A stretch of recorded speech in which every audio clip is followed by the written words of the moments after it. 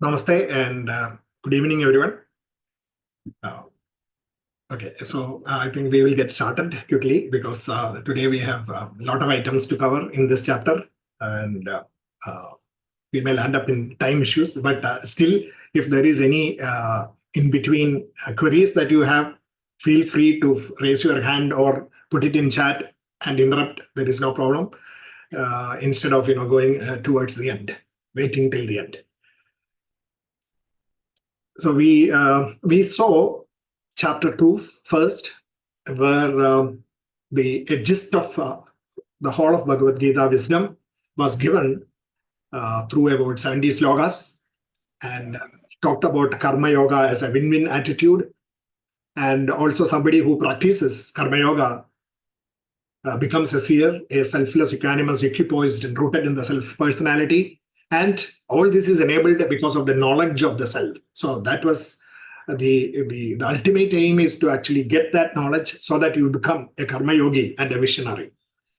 The nature of the self was described.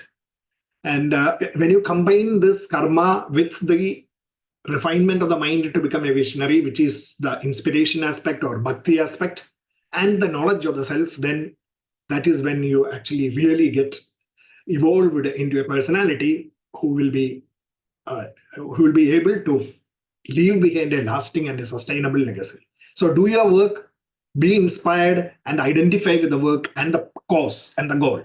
That is basically what Gita wisdom is teaching us. That was a summary of second chapter. And then in the third chapter, a detailed description of karma yoga was given to Arjuna by Krishna. Karma yoga is all about selfless attitudes that are rooted in the sense of duty. So we looked at what the various types of duties are, and then all these are to be rooted in sacrifice. Sacrifice is basically the manifestation of Brahman, infinitude, in this universe. Then we also saw the different types of attitudes that we can bring forth into our actions. Fundamentally, it can be classified into 4 types of bhavas: the yajna bhava, tyaga bhava, samarpana bhava, and prasada bhava, which is these 4 bhavas. If you can really understand the nuts and bolts level components of these bhavas and apply it in everyday life, then we can see tremendous growth in our a positive outlook, as well as successes, sustainable successes, not just selfish, aggrandizement, but about being of service to society. And we also talked about the 5 types of gratitude that every one of us can do every day, bring forth in our thoughts and actions about the past, the present, our productive capabilities, about challenged and lesser fortunate, and the environment, as well as to the Brahman, which is the highest level of wisdom and glory that we can imbibe in our actions. Think about the higher level goals that you can do, and then offer gratitude to the other 4 and do the service. That's basically what Karma Yoga proposes. And it also talked about the attitudes of leadership that you can bring forth in the world, by citing the example of Jnana and the characteristics of Jnana as a leader. Then we also looked at the path of success, and where Krishna gave the general nature of the qualities of nature, sattva, rajas, tamo gunas, and how they interplay with our mind and intellect in our thinking and actions. And therefore, we get trapped in the world of ego, the past, of anxieties of the future, and therefore the agitations in the present. So if we can actually get rid of these 3, of the past, the future, and the present, and then work focusedly on the power of now, that now, at the present mindfulness to be applied, then we will be able to succeed in whatever endeavor that we are engaged in. Thereafter, there was a talk about how you can redeem selfishness by actually selflessness, escape from selfishness, whether you are a sattvic person or a rajasic person or a tamasic person. Tamasic persons, they do have to struggle initially, and then get into kind of, Malina, Rajas and all, and then Malina Sattva, and ultimately to Sattva. The details of that we will cover in 14th chapter. So ultimately, Krishna was talking about your motivations, refining your mind to become, to take you to equipoise and equanimity of mind, and thereby getting a level of dexterity and expertise in skill in your actions, which are all geared towards serving the society, selfless actions, and that in itself is karma yoga, powered by intrinsic motivations. So that was karma yoga in general, a summary of the third chapter, about 42 slokas of karma yoga. And now the next stage is about infusing jnana into our thinking process. How the jnana, the knowledge of the power of the self, knowledge of your identity with the self, can really help in exploiting your thought power and doing service to the society as a sacrifice. So basically, we are going to look at the concepts of how the self descends into your body, mind, and intellect to redeem you from selfishness. It starts off, the fourth chapter starts off with that, and then Krishna talks about the restoration of dharma by this descent of the self, leading us towards perfection. Thereafter, properties of the nature, and in combination with our work output, how they define, how this combination defines the different types of people that we are. He then talks about a little bit more detailed. It is actually, this is the knowledge-based exposition of actionlessness in action that we talked about in chapter 3. So attached actions and detached actions. And what is selflessness in terms of that, attached and detached actions? And selflessness is defined as inaction in action. Then how do you practice detached actions? There are various types of sacrifices he's described here, and culminating in knowledge-based sacrifices. And he says that this knowledge-based sacrifice is the surest way for your success. Then there is a discussion on self-integration through self-effort.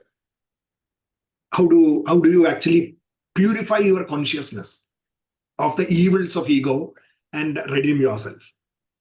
Through the integration of the intellect, mind, and the body with the self. That is self-integration. Then finally, he discusses about some disciplines required for knowledge acquisition.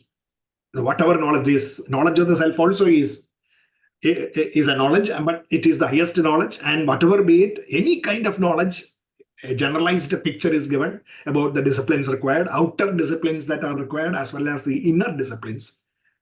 And finally, there was an exhortation to youth and in general humanity. Arise, awake, and act. That is how the 42nd sloka verse of chapter 4 concludes. So this is 42 slokas of Jnana Karma Yoga. Jnana Karma Yoga is the fourth. That is culminating your karma in jnana, in the union with self.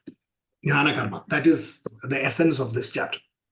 So we are actually Karma Yoga we described in terms of actions and attitudes and motivations. And then now the importance of infusing the knowledge of the self into that, in all your actions, in all your thoughts, is being described.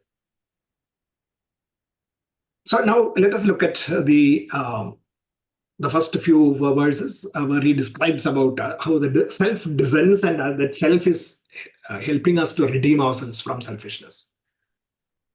So he talks about from the beginning, it is that infinite self that imbued the sun. The sun was, is considered, as the first manifestation of the infinite into the universe. Whereas without the sun, nothing, the universe doesn't exist.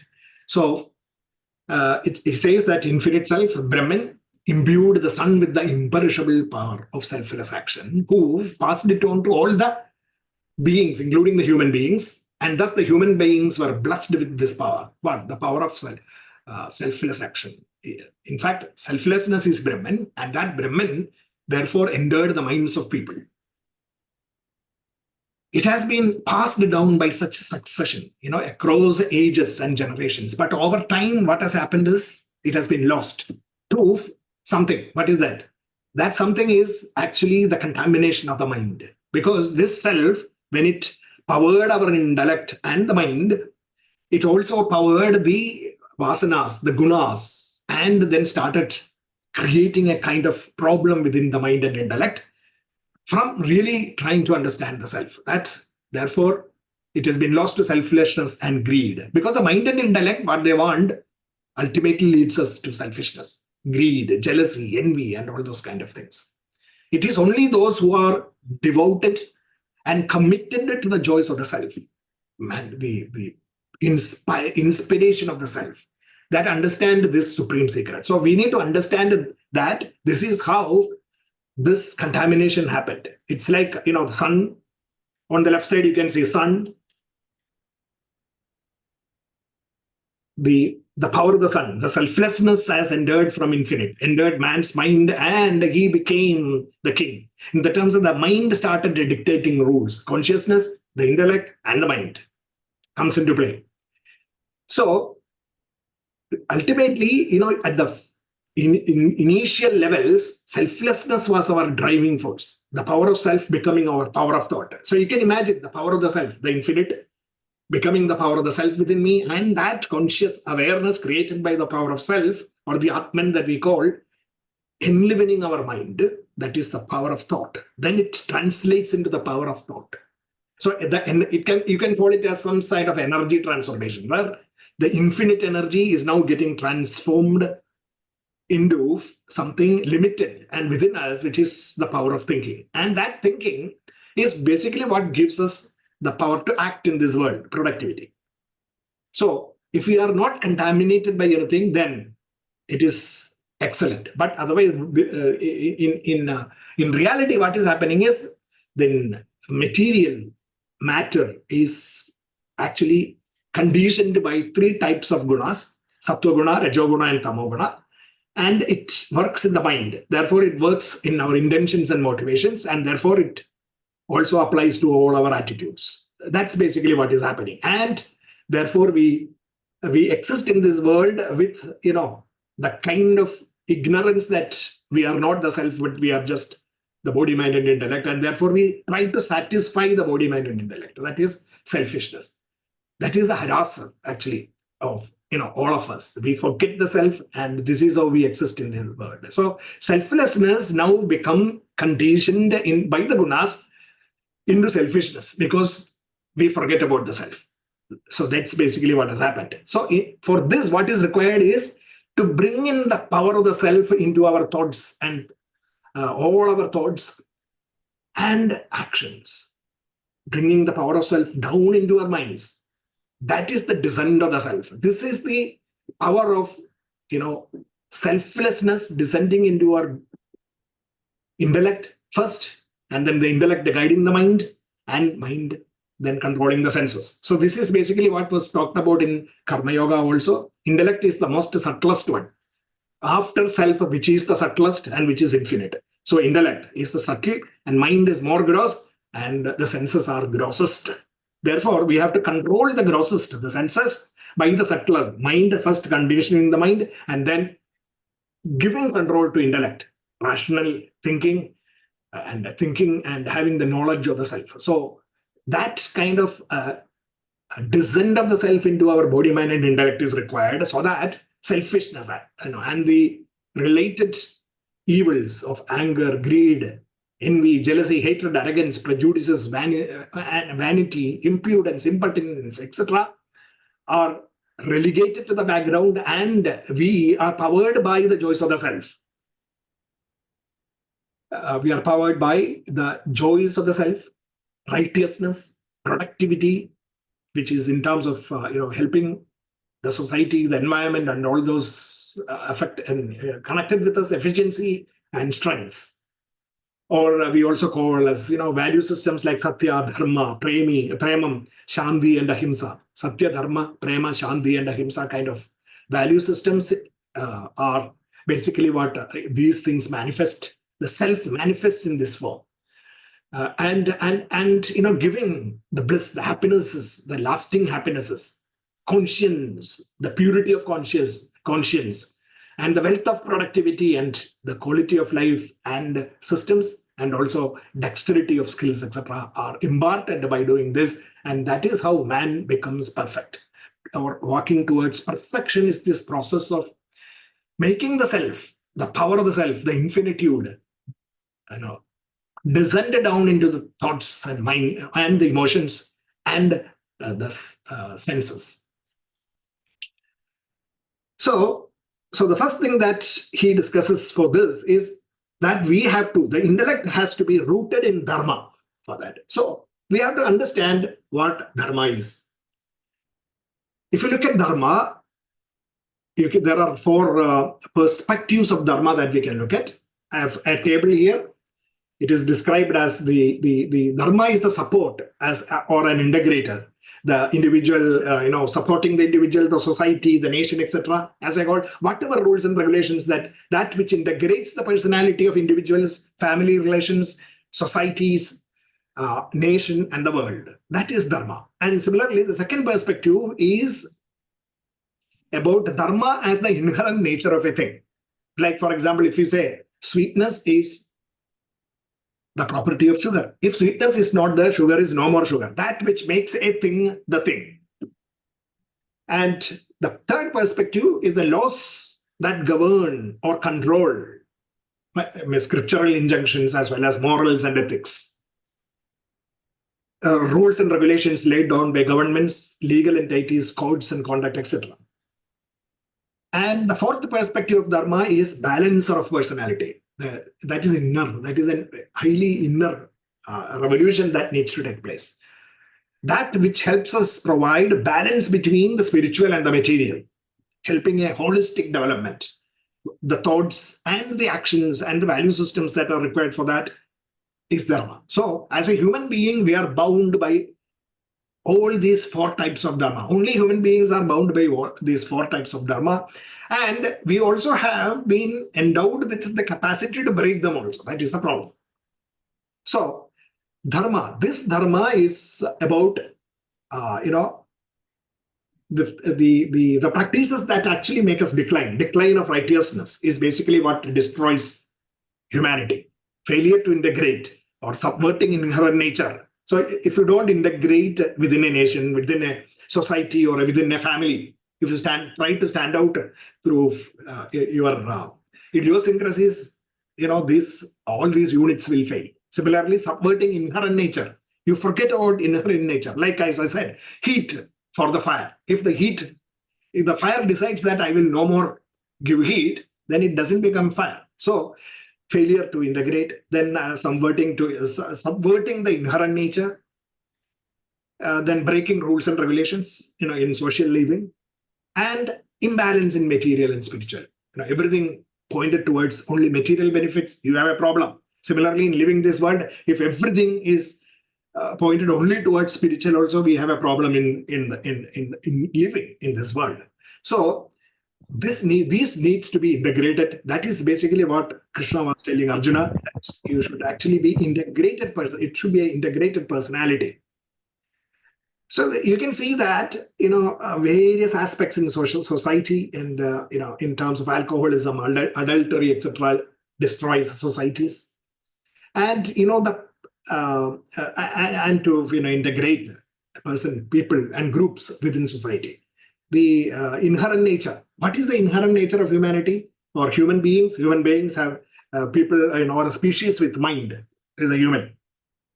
And what is the purpose of mind? The purpose of mind is to think in terms of observing, describing, explaining, interpreting, reasoning, judging, differentiating, connecting, wondering, questioning. That some of the details of what this mind's properties are described in it will come in the 7th chapter. But we also, as modern science, as modern science says, we all know the qualities of mind, and we also know about intelligence, different types of intelligence, and what goes behind creating that intelligence. This is all the mind, and these are the properties of mind. The moment we take away all these properties of the mind, there is no more mind, and then you become a mindless personality, or you are no more a human being. So therefore, with this is basically what we are acting in this world. Every profession requires certain qualities. So you can translate this definition of dharma into human mind's definition, or human mind's dharma of being able to do all these mental activities. For what? What is the reason for doing all this is basically what defines the humanity. So every profession also, therefore, if you translate that further into concrete terms, every profession requires certain abilities of the mind. And if you do not have that, then you are actually not doing your dharma. That is the reason why in Karma Yoga also Krishna said, you should not do others' dharma. Better it is to do your own dharma, even if it is a low quality. Don't go for others' work. That's basically what, if you really look at in detail, you can split it further into finer aspects of excelling in this world. So, for example, a scientist, he need to look at facts, observe, generalize, hypothesize, make inferences. These are the qualities of mind. If some of them are lacking, then you no more become a scientist, and you will not do justice to that profession. So that's basically what he is saying, doing justice to the profession. So either you do not do that work, or you acquire those qualities, because human brain is capable of developing things. So engaging in professional activity, employing all the required disciplines of the mind is the dharma of a human being, and you should do that. Otherwise, there is problem in society. So it is about the joys of the self is the primary factor that should be infiltrating your mind. The motivations to do all this, motivations that can help cleanse your memory and tendencies, vasanas, ideations, ideas of the intellect, feelings of the mind, sensations, and the physical strengths of the body, infiltrated by the joys of the self, is the descent of the avatar, the self, the avatar. That is the avatar. Every day in your life, you can actually invoke the blessings of the self within yourself. The self, infinite self, will descend down to you and make you do things for this world, which is of selflessness, of the nature of selflessness. That will help you to get rid of, the bad qualities of the mind, like raga, bhaya, and krodha. Vida, raga, bhaya, krodha. Manmana, mam, upasritaha. Those people who are able to invoke the blessings of the self from using the intellect to cleanse the mind and the senses, they will be able to actually get rid of raga, bhaya, and krodha. So, attachment, fear, and anger. These are the bad qualities that ruin our mind, intellect and mind, to make us selfish. So, it is the motivations for the supreme happiness of the joys of the self is what will get you rid of this attachment, fear, and anger. So, if you get rid of that, then what happens is you will reach a state of mat bhava gadha. That is mat bhava. You will reach that state of mat bhava. That is saying, Krishna is saying you will reach my state, mat bhava. So mat bhava, abbreviated and shortened form of mat bhava is madhava, the state of madhavam. That is the state of grace, perfection, and sweetness. If you look at the Sanskrit meaning of the term madhavam, which is derived from mat bhavam, grace, perfection, and sweetness, you will reach to that state of grace and dexterity and kind of fluidity in your actions, reaching you towards perfection, and the output of your work being useful to society, which is basically what is meant by the sweetness of your action. This is perfection in being. This is the state of perfection in being. So this state of perfection in being, Madbhavam, is basically nothing but, a little bit more description of this. How it happens is the infinite self, Brahman, entering into us as consciousness. So the consciousness, the awareness, when it is totally selfless, it is truly reflecting Brahman. And that, when it enters your intellect, mind, and the body, the intellect becomes creative and innovative in actions. Then it is also able to give you the equanimity and dexterity of qualities, so that you are able to maintain your existing skills as well as acquire knowledge and new skill sets. And that power is also the power that helps you to destroy negative and evil qualities. So three things are there: creation, maintenance, and destruction. Three things are happening. That means the first manifestation of self within all of us is as the Trimurtis, the Brahma, Vishnu, and Shiva, the powers of creation and knowledge, the powers of maintenance and productive capabilities, and the powers of discrimination and dispassion. Discrimination to identify the right from the wrong, and to kill the wrong tendencies, so that you take up to the right path, the path of the right, in Shreyas and Prayas, and going towards the path of Shreyas. So these are inner powers. The Trimurtis are the inner powers appearing from the Brahman within your bosom. So the Trimurtis take root within your mind. That is Madbhava, the power of infinitude, expressing through you as manifested properties, the qualities of Brahma, Vishnu, and Shiva.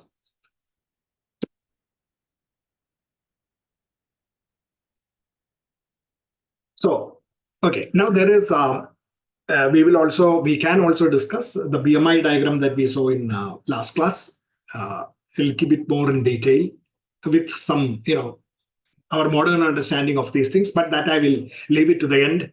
So I'm going to skip that advanced areas for the time being, but we will come back at the end if somebody is interested. A little bit more of detailed exposition of that. So, sorry.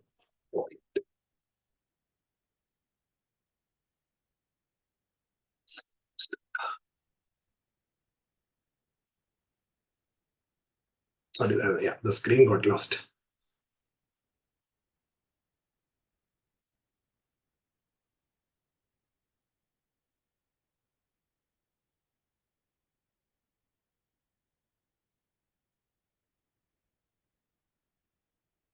Okay, so the power of the self coming down to our conscious awareness as the power of thought in the mind and intellect, giving rise to our productive thoughts and productivity, which is influenced by the gunas, so to shape our intentions and motivations and the attitudes with which we actually work.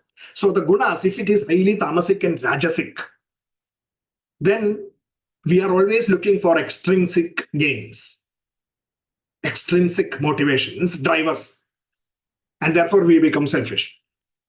If these gunas, which is Sattva-Rajas-Tamo gunas, knowledge, ignorance, and projection, you call it as projection, is your capability to actually start doing something, and do something, deciding what to do and doing something. You can also call it as your self-effort, the effort that you put into your action, which is influenced by your knowledge as well as your existing ignorance or knowledge deficits. I will call, instead of ignorance, I will like to call it as knowledge deficits actually. And then what happens is it makes your mind, which is capable of observing, describing, explaining, interpreting, and all those functions of the mind, to become productive, creative, gainful, and skilled in this world. That's basically what is happening. This is how the infinitude translates into actions in this world through our mind, which is conditioned by the gunas. So your properties of nature and work output, and in between there is the capacities of the mind. The mind capacities are there for everyone in different grades initially because it has to be developed.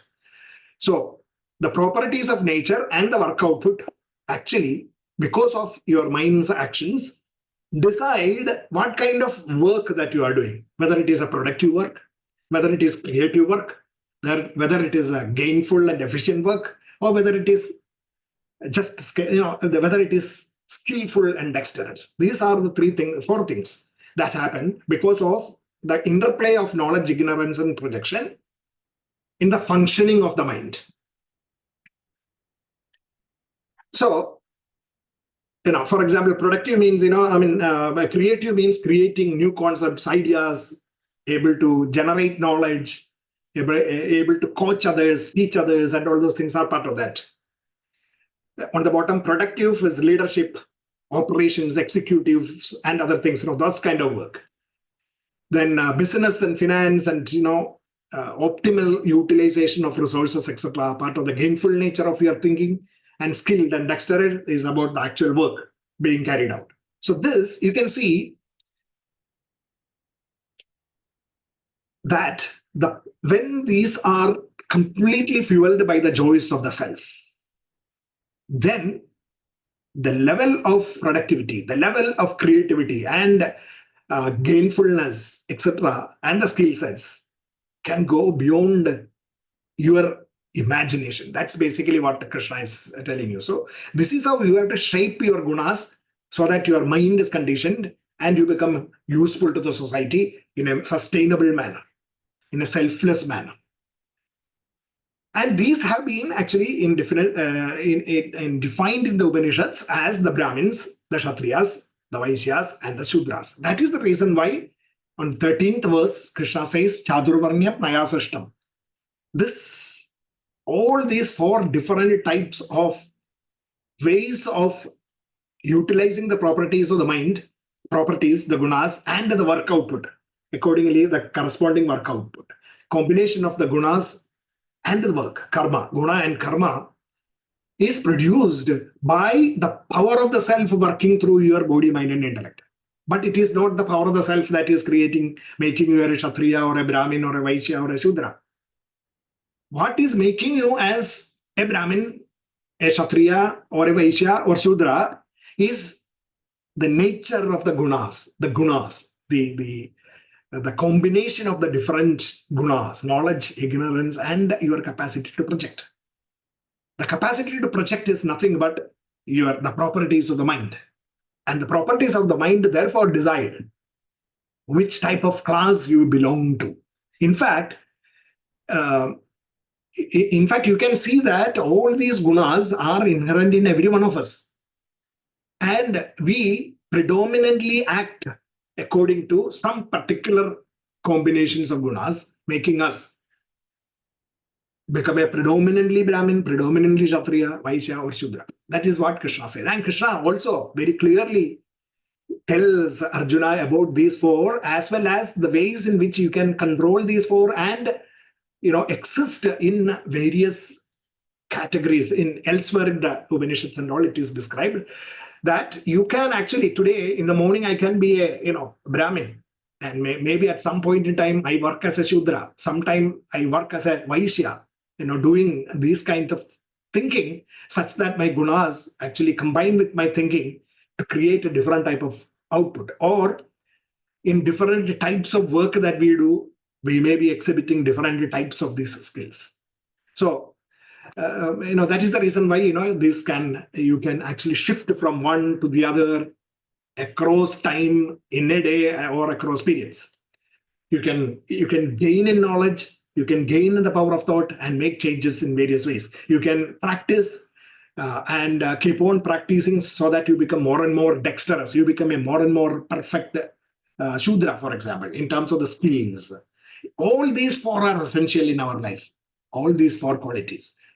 So we'll look at that in a little bit more in detail. But before going into a little bit more of our inner details, you can see that in the outside world also, not only human beings, all the human endeavors, also you can see that there are four classes. For example, initially I start with science, engineering, technology, and tools. You can see that these definitions of Brahmin, Kshatriya, then Vaishya and Shudra apply to these kind of things. Like science is about the creation of knowledge, creation of ideas, etc., understanding nature. Engineering is about the design and development of artifacts or executing projects and creating artifacts that are useful to society. Technology is actually the driver of economy. The actual product of engineering is technology, and they drive economies in terms of creating business and also enabling capabilities in human beings. Tools are the actual artifacts with which we work, and it is the dexterity of your skills that help you to actually work in this world with the tools. So malfunction or dysfunction in any of these arms of progress, science, engineering, technology, and tools, spells doom for economies, engineered economies, and infrastructure. So you can see how these four should be coexisting and how each one of them is important. People who work at the science level, people who work at the engineering level, technology level, all tools level, all these are required. All of them are required, and they create the economies. So you look at it in terms of various professions. It is not just science, engineering, technology, and tools. When you talk about that, people are always driven towards science. Physics, chemistry, biology, and engineering, and all those things. It is not that. Science, engineering, technology, and tools are general terms. For example, you look at the, I will post these details so you can have a look at it. At the moment, just briefly looking at it, science is the creation of information from data and creating knowledge out of information. The process of looking at things, abstracting, finding patterns, generalizing. That is the process of science. Engineering is a process of creativity, productivity, and efficiency. Once you have the knowledge, and then it is about creativity, productivity, and efficiently using that knowledge. The technology are systems that help us to create artifacts. And that itself, there are two types, products and tools and tools. So this you can see, it is not just in science and related things. Look at finance, for example, as a factor. You can roughly classify that finance, the science of finance, of money, currency, capital assets, of financial systems, the engineered aspects, which is personal, corporate, public financial systems, and then financial instruments like bonds, shares, stocks, futures, banking, investments, insurance, etc. So if you look at the financial instruments also, there is technology, fintech, now, and there is the tools of fintech, financial technology. So here you can see here also Brahmin, Kshatriyas, and then Vaishyas and Shudras. So type of activities in each system. Look at another case of let's say art and science. Art, creative art, imaginative art, emotive art, and conceptual art. All this, this is the science of arts, understanding these things and creating knowledge of it. Practices of visual arts, theaters, literature, media.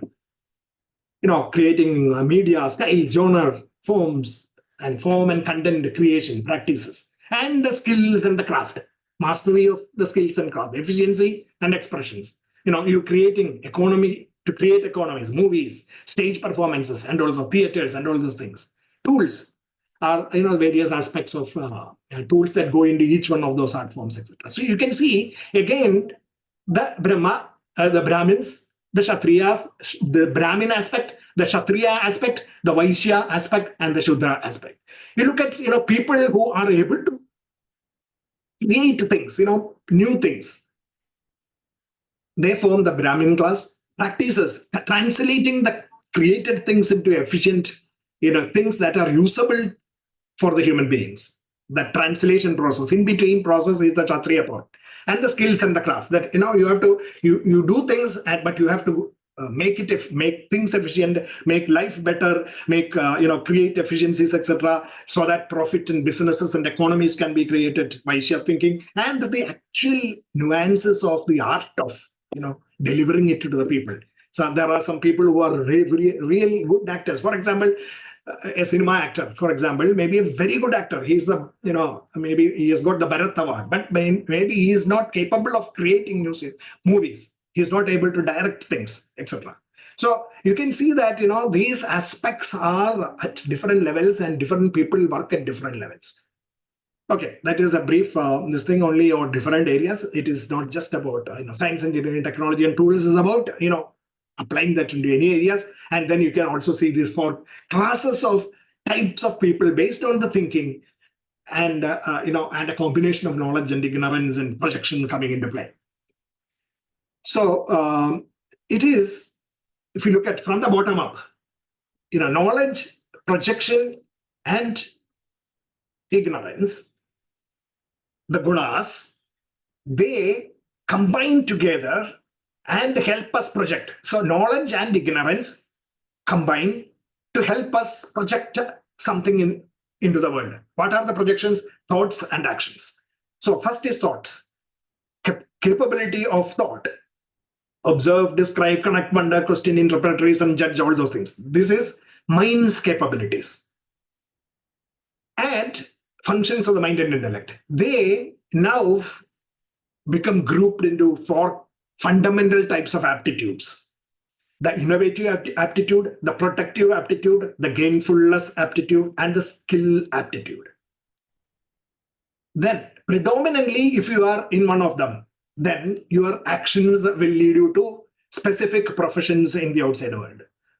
Like for example, knowing, teaching, mentoring, designing, managing, leading, optimizing, evaluating, estimating, implementing, prototyping, fixing. Okay, these are the different types of. This is Brahmin, this is Kshatriya, this is Vaishya, and this is Shudra. Type of different people. And it is not that they are in watertight compartments. Every one of us think for ourselves and think about, at workplaces you can think, at what level am I working? So if you think that you are just merely doing things that your boss told you, exactly as he described it, and then you keep doing that very efficiently, then you are a Shudra. But if you think that while doing that, you also think about various aspects of, making it successful, creating or touching the bottom line of that company or organization that you are working, by doing very well what you are doing and also connecting it to the bottom line of the company, then you are exhibiting the Vaishya capabilities in your work. If you are also taking leadership roles in actual execution of projects, then you become a Kshatriya. If you also do activities like research and development and trying to create innovative models, new ways of doing things, then you are also working as a Brahmin. So the moment you are trying to integrate this Brahmin, Kshatriya, Vaishya, and Shudra into yourself, all 4, you are actually becoming more and more a key player in the organization that you are working. If you are only doing one, then your value is different when you are actually trying to do 2 of the things or 3 of the things or even 4 of the things. So separately also, each one of them may give you different return on investments kind of things, but by just being in one bracket, you may not be the key player. So you have to actually try to integrate these aptitudes to become more and more a key player and also a key contributor to the organization. And then when it is infiltrated with the value systems that we are talking about, selflessness, that is when the impact of the output that you generate is going to be more and more large. So that is what Bhagavad-Gita is teaching us, to be selfless in the thoughts, the functions of the mind and intellect, such that you totally integrate these kinds of functions within you, the 4 types of people that can be classified on aptitudes, and create a kind of synergy in the system that you are a part of. So that is about the caste system that we always hear in different terms, and in the Bhagavad-Gita, Krishna is talking about only guna and karma. There is nothing else, and how that combinations work, the details of which, some of the examples and things are given in 17th, 16th, 17th chapters, and even the 18th later on. Because at this point, Krishna has dealt with this in about 5 or 6 slokas only.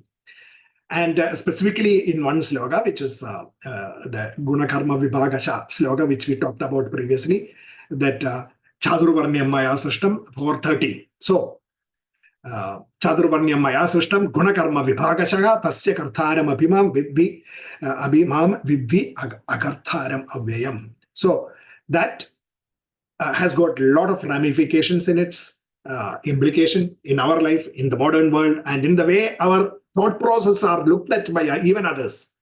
We, at a very global level, some of these things are so universal that it actually creates awe in the minds of others who doesn't know anything about our system.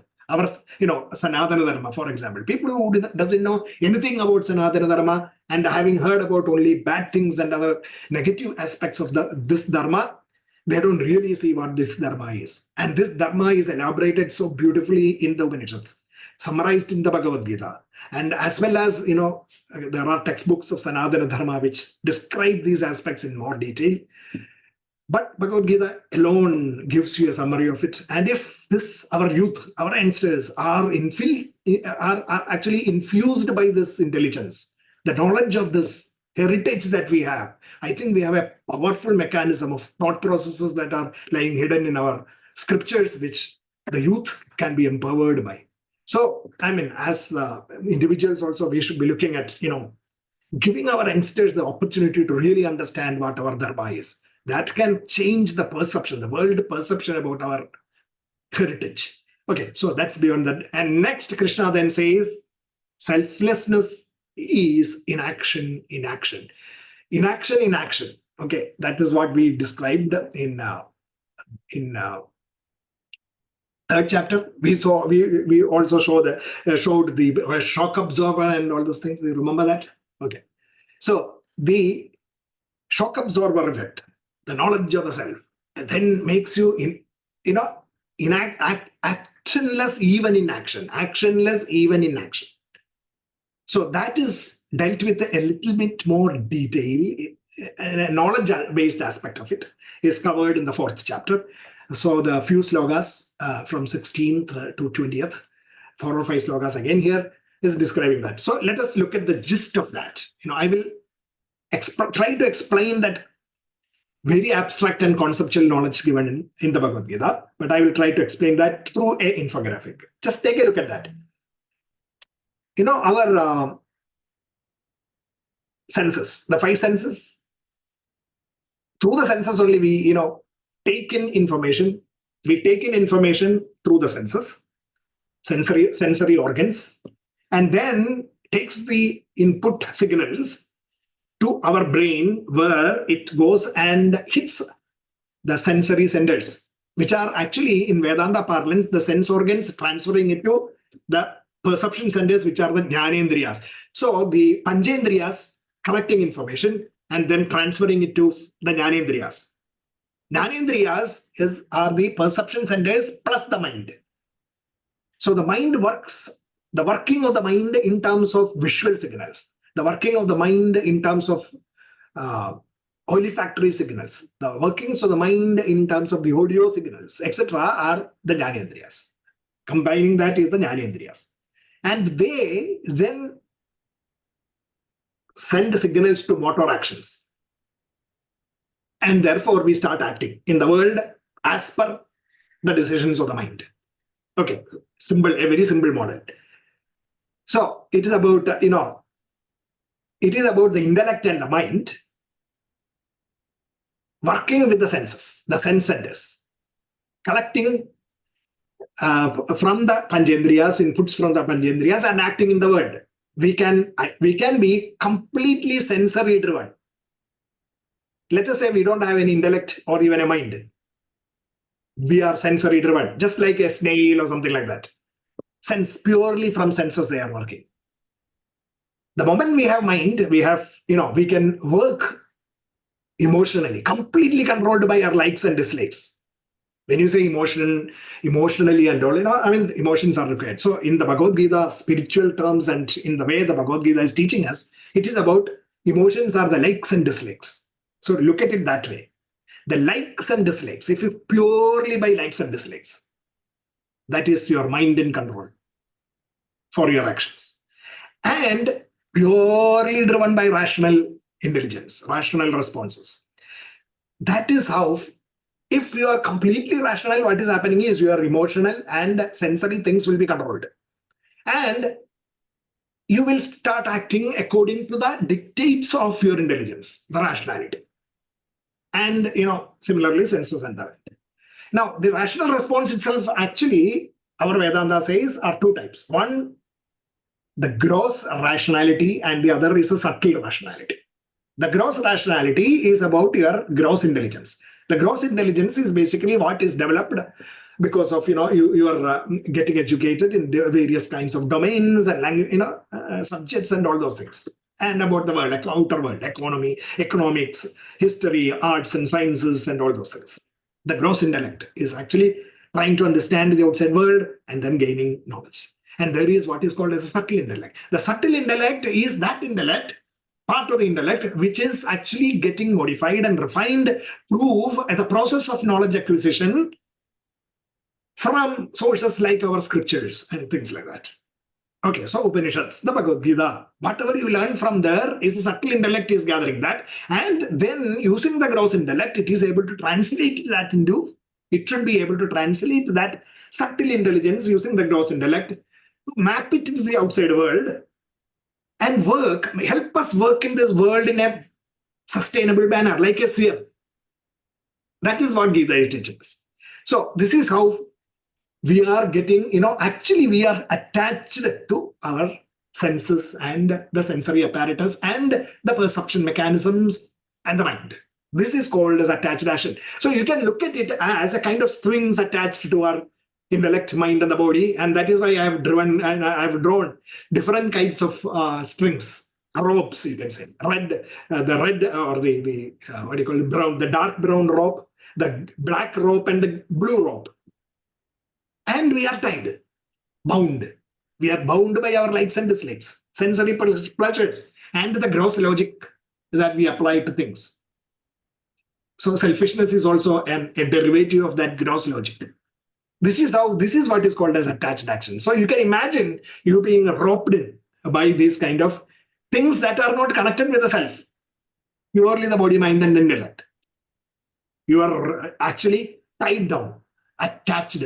You are attached to the physical things, attached action. So what Gita is trying to tell you is we need to sublimate this kind of these ropes. How do you do that? No, that is basically what Gita is teaching us. We have started that process. So we have to become like this. Okay, from this attached condition, we have to become unattached. Unattached meaning completely unattached is not possible in this world. So slight attachments will be there. That is why I have shown it as in terms of dotted lines and thick, smaller lines. So how do you become that? For that, what we need to do is we have to be powered by the joys of the self. Completely powered by the joys of the self. And then we will be completely detached. In action. That is, there is no attachment is called as no action.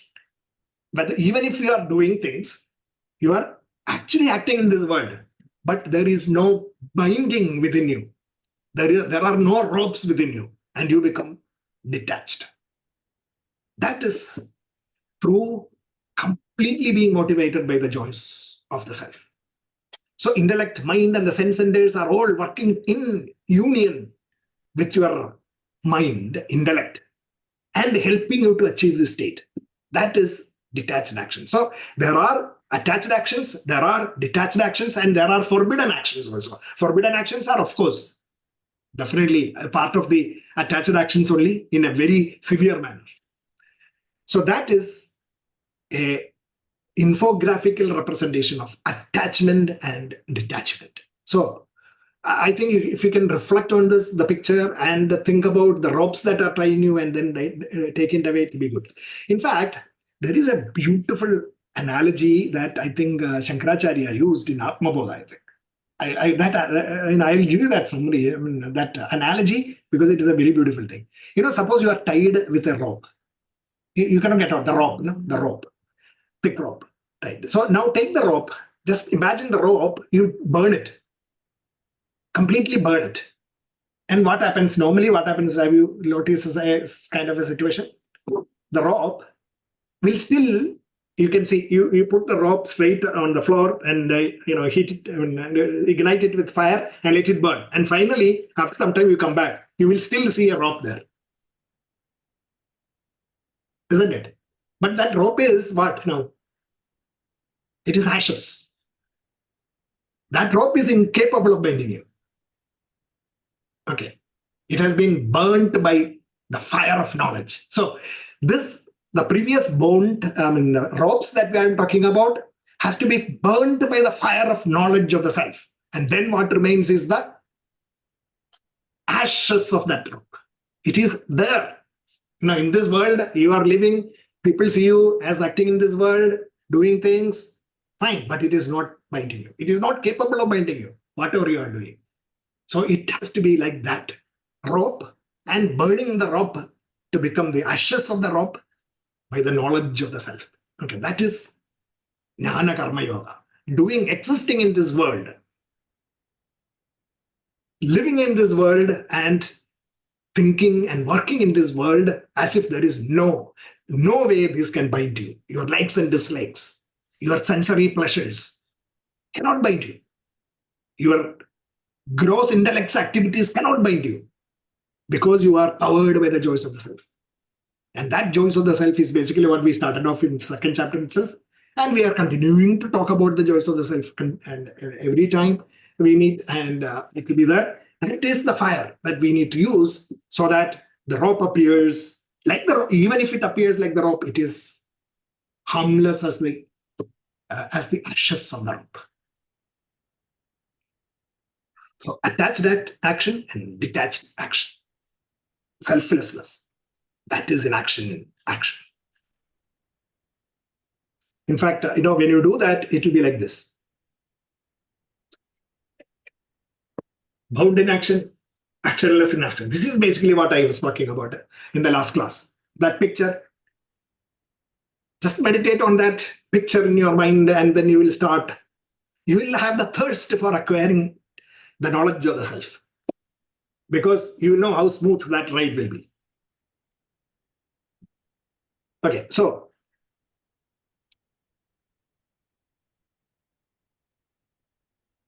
it's like this, the powers of the self, power of ourself, the Atman, that is our motive power.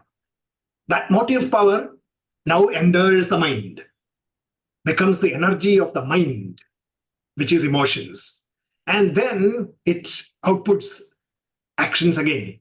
The motive power becomes actions in the world, actions of emotion, acts of emotion. That is basically what we see. Acts of emotion is basically what we see.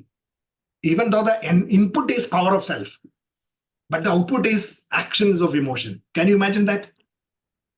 The self is not seen. You are angry. And when in anger, what happens in the outside world, your action? It will be angry actions. That is the analogy that I'm using. The power of the self is hidden, is covered by the emotions of your mind. And out comes the emotion. So the emotion cannot come out if there is no self. Think about that. The emotions, the anger cannot come out if there is no self. Isn't it? Because there is a dead body can never be angry. Similarly, the motive power of the self, when that mind is now conditioned, cleaned up, refined, it becomes a bhatta. What happens is the joys of the self will be exhibited in the outside world. Joys of the self meaning compassionate, coexistence, expansion, values. Those values are from Brahman, sacrifice. That is now exhibiting through your mind, meaning you are actually translating the self into self in the outside world. Actions, self into actions in the outside world. The self is getting translated into actions in the outside world. So the power of the self comes out as the joys of the self. Because that joys of the self is a true manifestation of the power of self. This is basically what is required. It is just like, a whiff of air that when it goes and enters a bunch of flowers with fragrance, the air that comes out will be fragrant. If that flowers had a foul smell, what comes out will be foul smell. Like just like the air that enters a flower comes out with the fragrance of the flower, that fragrance of the flower, the fragrance of the body, mind, and intellect is basically the vasanas that you accumulate in this world or which you have ingrained within you. So vasanas are exhibited in the outside world. The self comes out with the vasanas, carrying the vasanas. So just take a look at it, every microsecond of your life, the self which is everywhere, because it just cannot be contained within me alone, because the self is infinite. When it is infinite, there is no space there in this universe where the self is not there. Everywhere, the self. And my body, mind, and intellect is just the sender for me. That's what, the physical being. And the self is now, how does it exhibit in the outside world from me? As actions. And how does the action come about? Through my thoughts. So self is activating my thoughts, and out comes the action. So every microsecond, the self is exiting my body and taking the vasanas, as it is, of the qualities of my mind, into the outside world. This is happening every now, as long as we live. Every microsecond, every instance of our life, we are simply translating the self into actions, because I am self, and the actions into actions, into actions, and actions. The nature of those actions will depend on not the self. It is my qualities of the mind and the way I translate knowledge into action and reduce the ignorance part as much as possible. So it's like that, look at this. That's how, like, for example, if what is my self-effort is that energy of the infinitude at that instant coming out as self-effort within me. At that moment, my mind is, and then it comes out as your effort. It can be angry. If it is angry, it will be angry. If it is deluded, it will be deluded. If it is compassionate, my action effort will be compassionate. So it's like that. This is happening every now and then, every instant. Depending on what type of mind you have, the self exhibits from within you as anger, ignorance, or compassion. This goes on and on and on, every now and then. So you can imagine how you are converting the self, how you are translating the self every now and then. You keep on translate. Self is exiting your body like this continuously through every pore of your body. The only thing is that the actions, the net actions, are what affects the world. So we are talking about actions, that's all. Even breathing, for example, the air that comes out my nostril is the self-existing, exiting my nose. The perspiration that comes from my body is the self-existing as water droplets. Everything. But okay, we don't look at those finer details. We look at the actions that we perform. The things that I do, the things that I speak, they are all actually the self. But we don't see the self because it is covered by our emotions and other things like anger, delusion, compassion, and these kind of things. Sattva, Rajas, Tamo gunas. That's what we are. So what Krishna says is that the self is infinite energy. That infinite energy enlivens my intellect and mind. It enlivens my intellect and mind. And the intellect and mind, the output is ideas and emotions. Intellect, ideas, mind, emotions. Emotions. And these ideas and emotions propel my body into taking actions accordingly. So it is a pure energy. The infinite energy is abstract. Then in the physical universe, it is pure energy. That energy becomes the power of my ideas and emotions, becomes the strength of my physical dexterity and skills of my physical body. So this is how the self is now getting translated. The self by itself is not doing anything.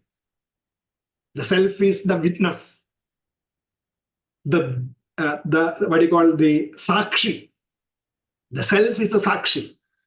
Everyone's, you, I, and every one of you.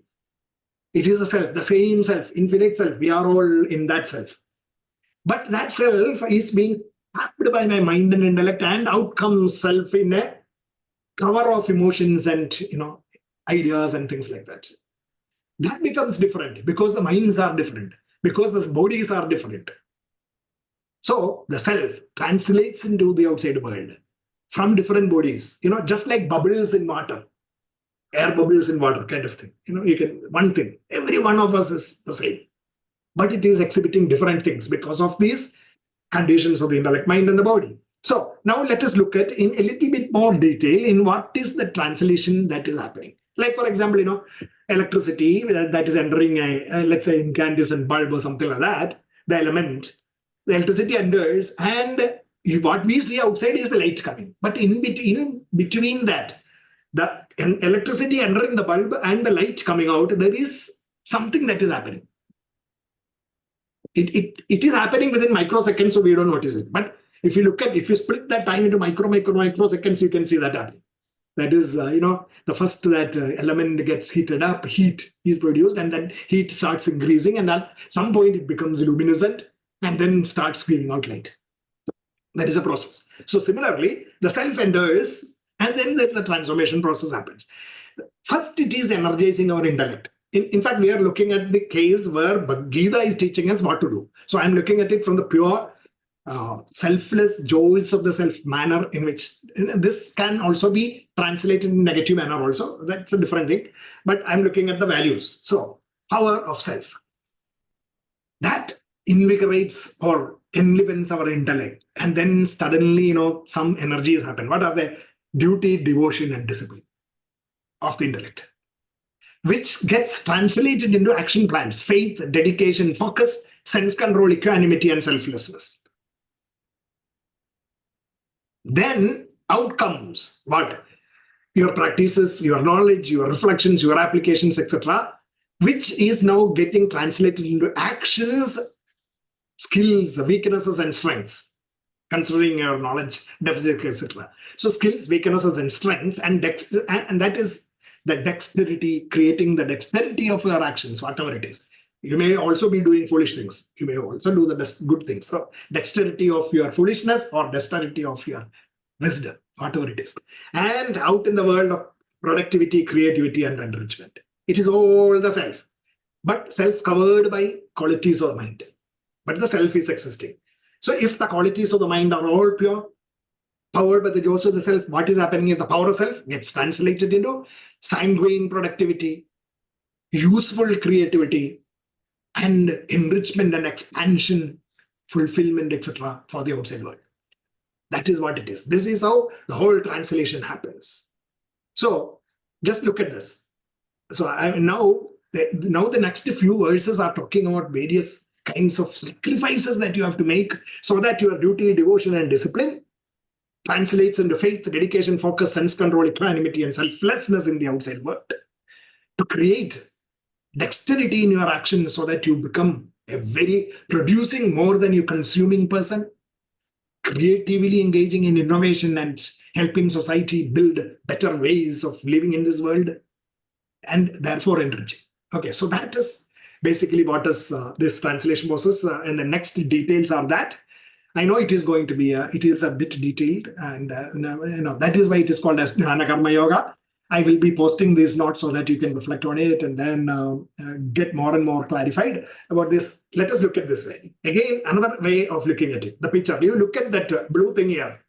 That is the self exiting you from you through the mind and intellect and the mind to outside world.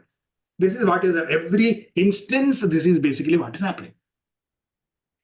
The self powering intellect, creating these things, mind, and creating the outputs, these value systems. This is how it is working.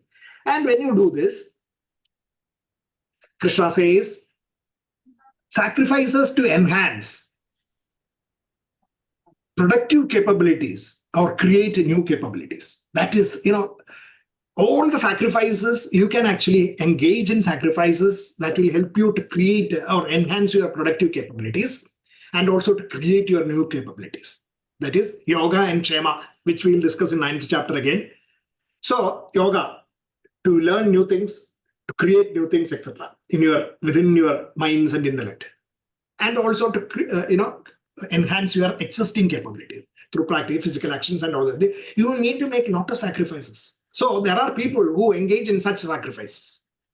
They are called as Deva Yajna for increasing your productive capabilities, and Brahma Yajna, those people who are engaged in creating new capabilities. That is, the infinite has got all capabilities. Personally, my mind and intellect has got only few capabilities. But doesn't mean that I am incapable of rising to the level of Brahman. So what should I do? I have to take some of those from the Brahman and make it my mind's and intellect's property. So that is what is called as Brahma Yajna. You get in union with the infinitude. Existing ones is my productive and inherent capabilities, making it better and better and better. That is Deva Yajna.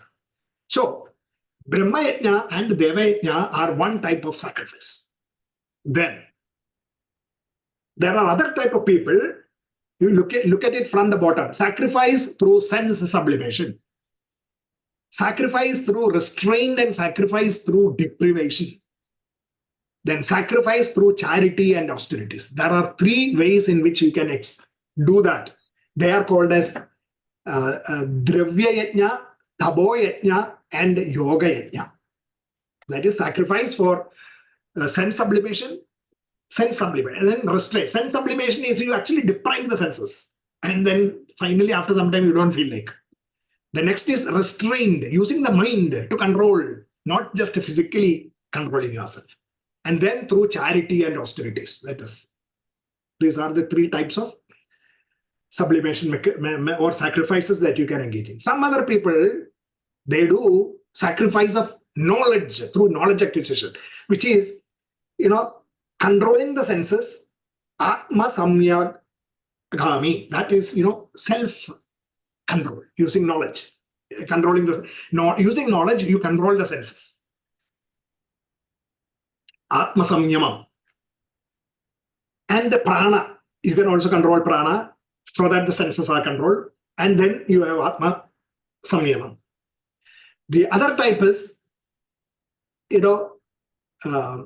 Samsthiti Avastha. That is, again, the restraint of the senses and Swadhyaya Yajna, that is self-study, etc. Studying, trying to control your understanding, and then trying to practice that kind of, you need a lot of sacrifices to help you for those things. So these are the different types. And then there is, ultimately, it is about some people, there are some people who actually, that is only passingly mentioned. Some people who give up food, some people who breath control, some people who have, use mind control to do this through meditation and all those things. Those are the various types of sacrifices that human beings engage in.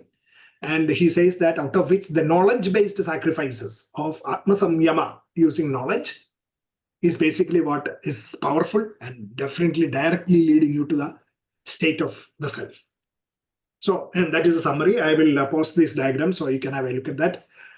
And the 7 types of sacrifices are discussed. So ultimately, what is all this? It is about outward sacrifices. Some of them are outward sacrifices. On the right side, food control, breath control and meditation, studies leading to, not just studies so that you can get knowledge, yoga practices, austerities, charity, self-restraint through knowledge, sense control, mind control, developing new skills, for that, sacrifices to do that, skill sets and productivity, etc. And all this actually lead you to actions that are rooted in the joys of the self is now going to take take these things into glory. Knowledge of the self, through identification with the self, through completely identifying and then being motivated by the joys of the self. That is Jnana. So all these whatever you do, if they are not conditioned by the motivations of the self, then you don't reach that state of Jnana. You have to be infiltrated by the motivations of the joys of the self in whatever actions you do. Whether you are doing charity, through charity you can go to a particular level. But that charity, when it is purely motivated by the joys of the self alone, is when the charity reaches the state of Jnana. Yeah. So that is what anything that you do when it is infused with the knowledge of the self, that is when sacrifice becomes Jnana Yajna, sacrifice in knowledge. That is the wisdom of Jnana Yajna, sacrifice. So that is, in summary, the kind of different sacrifices that you can perform. And this actually, in the practical scenario, there are lots of things that you can think of. I mean, I am not going into the details of it. I'll just show you that this is basically what we are looking at in self-analytics programs for the youth, in workplaces and all. How you translate these things into action plans in the outside world is basically what it is. It's a roadmap. The high road to sustainable success is basically about, various kinds of strategies like followership, initiative, communication strategies, networking strategies, and leadership strategies, etc., being actually infused by this various types of sacrifices. So, we have developed a tool called iFocus. I, initiative, F, followership, ownership, etc. iFocus. That iFocus with case studies and actual work plans, we translate and we make it connect with the outside world, day-to-day workplaces, especially the workplaces. So that is the Jnana Yajna through iFocus that we do in self-analytics. Okay, that is the practical aspect of things in the outside professional world where we can apply this knowledge, which is actually conditioned by sacrifice through knowledge. Is the highest form of sacrifice. So that is being done there. This is all, you can see this knowledge purification happens when there is the knowledge of the self and we connect with the knowledge of the self, and that self is now going to condition the vasanas, and then the vasanas then translate into action plan, into thoughts, ideation, etc., intellect, emotions of the mind, prana, health efficiencies, senses, and finally the body. How? I will show you a snake diagram for that. To just strike your mind, you can think of this snake diagram. Left, self in control through knowledge of the self, affecting the vasanas, and the vasanas shaping it, such that the intellect is now more tuned towards checking the mind, and the mind, emotions controlling the pranas, and the pranas now controlling the senses, and the senses now controlling the body, is how the purification should take place. And for this, what is required? There is this self, invoking the self. And that invoking the self into our intellect is basically like this. This is what it is. This is what is called as self-effort.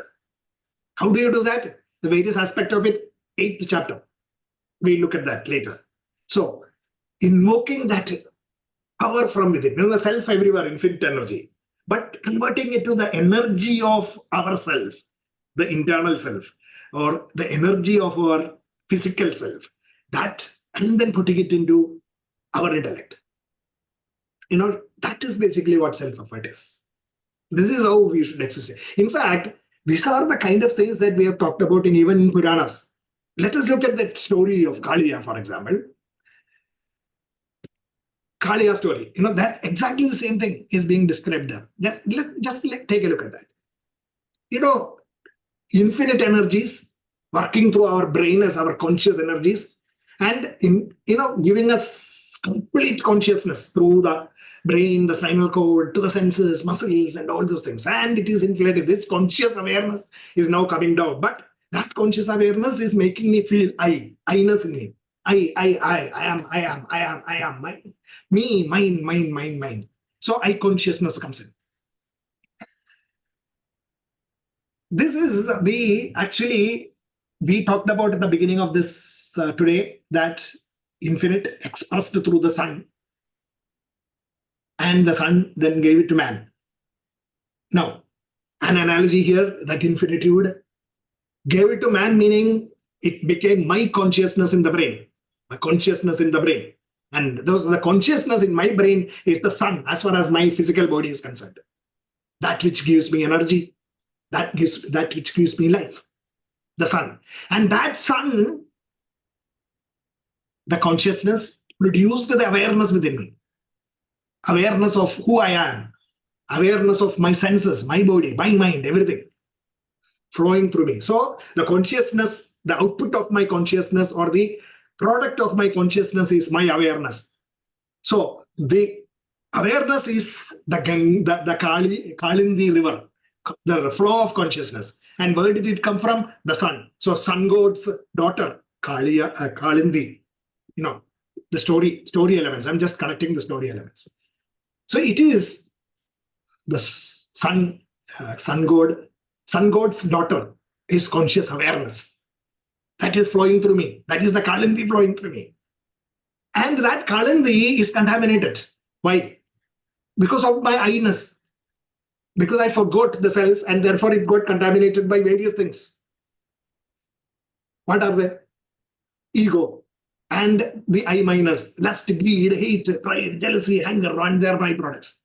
So many of these, what they call poisonous hoods of Kaliya. Because of that, it contaminates my consciousness.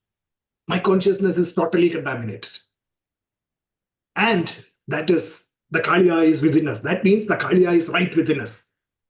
This is a multi-headed and poisonous Kaliya within each one of us. What is required? What is required is to initially, start off with a spark of the joys of the self. At least in one of the things that you do, try to enjoy the joys of the self. And slowly what happens is that will start completely controlling you. That joys of the self. Slowly, every hood will be contained. Every poison will be drawn out from you. The serpent Kaliya that is right within us is now completely replaced by the joys of the self. Krishna diving into that Kalindi river and dancing on the hoods of Kaliya is basically what is required. And when you do that, what is happening is the joys of the self completely purifies your consciousness. And happiness is the result, continuous fulfillment and happiness, perennial happiness, the state of perennial happiness. Because of, discrimination and dispassion. Two wings of the intellect. Discrimination to identify the right from the wrong, and then have the dispassion and the fury of mind so that it does not go the path of the pleasure, the good. It will always take the path of the good. You have to, knowing what is good and what is pleasant is one aspect only. There are people who knows that, yes, this is a pure pleasure, instantaneous path, but the good path is the other one. But still they take this one. Why? Because there is no strength of will in them to pursue that right path only. That is the power of dispassion. And that is actually shown as in the story, as at that point, Mahavishnu appearing in the wings of Garuda with two wings. That two wings of Garuda are this dispassion, and on the wings of dispassion and discrimination, definitely the self will bless you. The power of the self will purify you and bless you. That is the story. That is the Kaliya Mardana. So like this, all stories in Bhagavata represent these Upanishad tattvas, the Bhagavad-Gita tattvas. Wherever possible, I will touch upon these stories also. So this is the first story that I would like to touch upon, Kaliya Mardana, in terms of the purification, the snake purification within our minds. Okay. So thereafter, towards the end, Krishna talked about this knowledge. How can you acquire this knowledge? And for that matter, any knowledge in this, even in the material world, spiritual knowledge of the self as well as material knowledge, the process is the same. Respect, inquiry, and service. Tat vidhi pranipadena pariprasnena sevaya upadekshyanti te jnanam jnanina tattvadarshinaha. Tattvadarshis, teachers who are tattvadarshis will be able to teach you this only if you have respect, inquiry, and service conditioning in your mind. Pranipadena pariprasnena sevaya. Pranipadena respect, pariprasnena inquiry, sevaya service. Pranipadena pariprasnena sevaya. Various, you can translate that into action plan. In this world, I have given some brief descriptions in the diagram. You can see that in the post. Respect of the knowledge source, knowledge and the knowledge giver, all those, it is required. All these are required. If you don't respect the knowledge source, or the knowledge or the ability. All these three are required. If you don't, then you will not gather appropriate knowledge. So like that, translate this into action plans for students in schools, for teachers, for teaching, for all the others, for the acquisition of any kind of knowledge. This is required. Interest.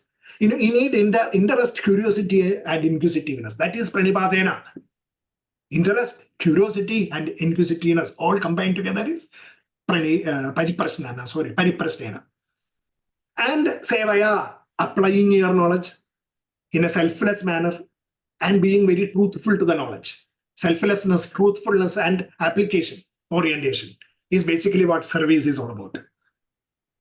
So pranipadena, pariprasnena, sevaya, that is the outer. This is how you actually, the outer modes of respect that you show includes this. And for this, there is an inner purification required. So what are the inner factors that help you to acquire knowledge? That is Shraddhavan labate jnanam, talparadaha, samyadendriyada, jnanam labdva param. And that way, if you acquire knowledge, you will be peaceful and successful. Faith, interest, and self-control. Shraddha, talparada, samyadendriyada. Faith, interest, and self-control are the three inner components of required for knowledge acquisition. You can translate this again into action plans in the outside world, or in the world of living. Belief and knowledge, attention, concern, curiosity, focus, determination, all those things. So this 34th verse and 39th verse of the 4th chapter talk about the knowledge and related benefits that you get because of the knowledge. So I've actually, this is something that I'll be posting, a little bit of mapping into the outside world of these characteristics and qualities. And with this, now Krishna says, therefore, cut out the ignorance-born doubts about the capabilities of the self or infinitude of the self. Do not doubt. Completely believe in this. Develop faith based on knowledge that you are infinite. If you have any doubt that all this, it is good to read and hear, but no, I cannot. If you have that doubt, you will not become a carrier of the knowledge of the self. You have to completely believe, yes, I am incapable now, but I know that I am capable of. I will be. I can, because Gita says so. And that is what our Upanishads teach us. Therefore, I will. And then that is the point at which your self-effort will start functioning. Because then and then only you can put self-effort. Otherwise, you will immediately block it. Thinking about failure is the first stone, is basically the point at which you will fail. But thinking that you will be successful, you will be able to move forward. Okay, so cut out the ignorance-born doubts about the capabilities of the self. It is, I am not infinite, I cannot believe that is because of your ignorance. So cut out that ignorance, tamas. Engaging your mind in thoughtful manner. Use your intellect and control the mind. Use your intellect, control the mind. Because the faith is a product of your intelligence. Emotions are the products of your mind. So emotion can only be controlled by subtler intellect. That's what the 3rd chapter we talked about. So intellect can only be controlled by the subtlest of all, the self. Having the belief in that self. Intellect is controlled, intellect controls the mind. Engaging your mind in a thoughtful manner. And through your persistent and focused, consistent actions. Persistence, consistency, and focus are again qualities of mind and the body. Driven by supreme. So, therefore, thus driven by supreme motivations of the joys of the self, and with the right attitudes, which we talked about in Karma Yoga, Yajna, Tyaga, Samarpana, Prasada, Bhavas. So, joys of the self, motivations, supreme motivations, combined with Yajna, Tyaga, Samarpana, Prasada, Bhavas, Karma Yoga, and infiltrated by the knowledge of the self. In the way of how you apply that knowledge in terms of, how you to be creative, productive, enriching, and dexterous, etc., as enunciated, and applying the sacrifice methods, which we talked about. Get up. Get up and be ready to fight the challenges that confront you. Uttishta, Uttishta Bharata. That is how Arjuna, Krishna concludes the fourth chapter. He is exhorting every one of us to arise, awake, and act. Do your duties. Engage in services, helping others as much as possible. Be devoted and focused in the duties, activities that you have to perform. Don't look at the results. Have faith in the self, because by doing this, you are enhancing your qualities. Have faith in the self, and your limit is not confined. It is unlimited, because self is infinite. Banish all negative thoughts. And do not worry about the fruits of actions. Ultimately, arise, awake, and act. That is the message. So the attachment, so if you have the mental attitude to renounce, if you can renounce the attitude, the attachment to the results of the work. You get, you fail. You are attached means you become down. You may succeed initially, and you will be accelerated, and therefore this also happens when you set something, you achieve it, you become happy, and then you become lose control, and then you don't strive further. Because you have achieved it. That again limits you. Don't do that. So you have to still go on. So don't attach to the results of the work that we do. Don't be disheartened by failure. Don't be accelerated by success. Then and then only you can grow out of that to a higher level. And renounce all doubts about the power of the self within through rational thinking and applied living. Because rational thinking, yes, I know, and then, but you have to apply it and see the results and then gain in momentum. Then we will never be afflicted by limitations of our actions. That is the point at which you will realize that state where you are not limited by your actions, because whatever you think you are not capable of, or at the moment, you can achieve that. That faith is there, and therefore it will propel you. You can go on and on and on and on. So that is the message that Krishna gives through the Jnana Karma Yoga. So it's like, I will post this again for your this thing. We talked about sacrifices, various types of sacrifices, the infinitude, becoming the sun within you as a consciousness, helping you to make the mind and intellect to function, which should be driven by sacrifice. 1 to 10 verses, first 1 to 10 verses. Then it talks about why people are different and the 4 types of different aptitudes that people bring forth, and that is why you are different. The kind of Chadur Varnyam Maya system. Actually Chadur Varnyam Maya system, it is mentioned as Chadur Varnyam Maya system. I created the 4 Varnas. A lot of people talk about that, which is wrong, because Upanishads and the Bhagavad-Gita says it is Chadur Varnyam, not Chadur Varna. Varna is the color, and then it goes into caste system and all those things we talk about. Because of that color thing coming into it. It is not color, because Upanishads has never mentioned color. It is Varnyam. Varnyam is analytical descriptive classes. Analytical description, Varnyam. Now, I think even in different languages like Malayalam and Telugu, I don't know, Telugu and Kannada and Tamil also, Varnyam, there is a word similar to that. Malayalam also it is a Varnyam. It is actually description. And description means not just superficial description, detailed description. This Varnyam. So Chadur Varnyam Maya system. 4 detailed descriptions of different types of people I created. That's what basically it says. Okay. Yeah, that is just beside the point. So classes of people, 11 and 15. And then he talked about in 5-6 verses about the attachment, detachment, and forbidden action. Attachment and detachment, actionlessness in action. And in the 24th verse, talked about the sacrifices or transformations of the self. We talked about the transformations. In fact, I think I just forgot to mention that. I will just go back and mention that. I think here, if you look at this, this transformation process, which happens within our, all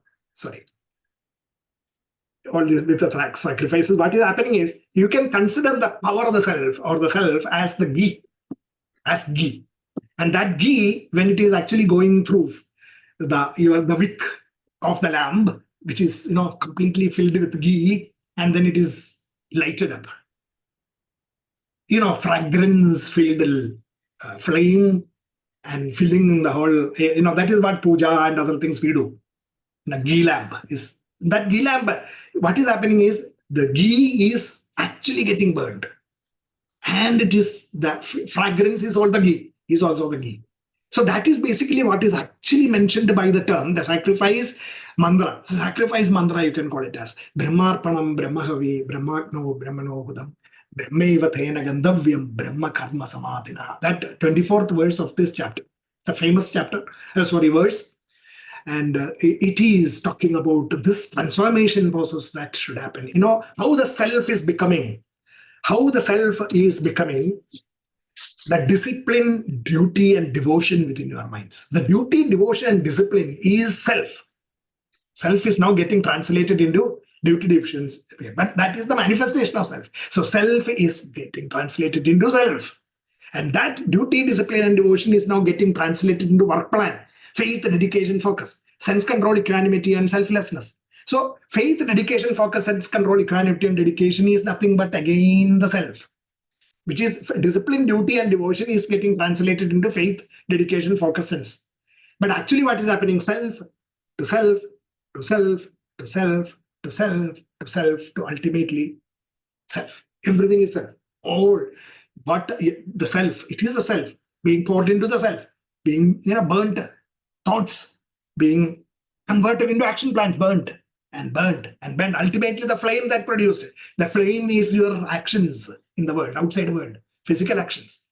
Self. It is all self. It is all self. Brahmarpanam, Brahma, Havihi, Brahmagno, Brahmanahudam, Brahmaiva Thena Gandhavyam, Brahma Karma Samadhinaha. So that mantra, when we chant, we should know, we should think about that flame of the ghee of self, translating it into the ghee of our devotion, duty, discipline, to the ghee of our disciplines of the mind and intellect, to the ghee of our actions in the outside world. So sacrifice actions in the sacrifices. So self, sacrifice to sacrifice, self to self, everything is self. Okay, so I forgot to mention that very important aspect of it. And therefore, we have this sacrifice aspect. All sacrifices are, and then external sacrifices were talked about. And internal sacrifices were also talked about for knowledge sacrifices, ultimately. And in the end, arise, awake, and act. Cut out the ignorance-born doubts about the self. Engage the mind thoughtfully in persistent and focused actions, driven by supreme motivations and right attitudes. Get up. So therefore, get up and be ready to face the challenges that confront you. Do not sit challenged. Do not sit despondent. Do not sit helpless, because you are inferior. Get up and fight. That is what Arjuna was given, and that is exactly what Krishna is telling all of us. That is exactly what the self within us is telling the body, mind, and intellect. Come on, get out of this and then work in this world and create a difference, create a legacy that is lasting, create a difference. We have the capability to do that. We should do that. And that is what we should tell our youth also. I mean, even our teenagers and youth, they should understand this principle. They should understand this, what you call eternal wisdom that we have. They should understand that eternal wisdom by connecting it to our daily life, to the things that they do, learning at school, colleges, capabilities enhancement through various skill sets, sports, arts, and literature, or whatever, and then getting into professions, advanced studies and professions, and translating the self into action plans in the outside world. The ghee as the fire, Brahmarpanam, and then working and creating a lasting legacy in the outside world. For that, arise, awake, and act. That's the message. Okay, with this, I will conclude this chapter, and I will just have the mantra chanting, and then we will have discussions. I will also like Anandji to speak a few words also, and